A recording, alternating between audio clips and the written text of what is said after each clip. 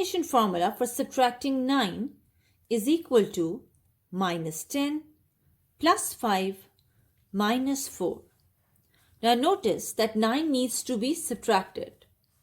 So big friend will also go away, but the small friend will come and help.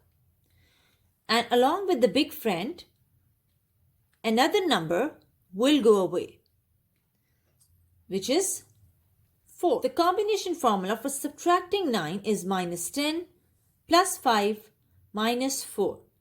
Now notice that this formula is actually a combination of big friend and small friend formula. We know that the big friend formula for subtracting 9 is minus 10 plus 1. So in situations where we can subtract 10 but we cannot add 1, we will subtract 10 using the big friend formula, but for adding 1 we will take help from small friend formula.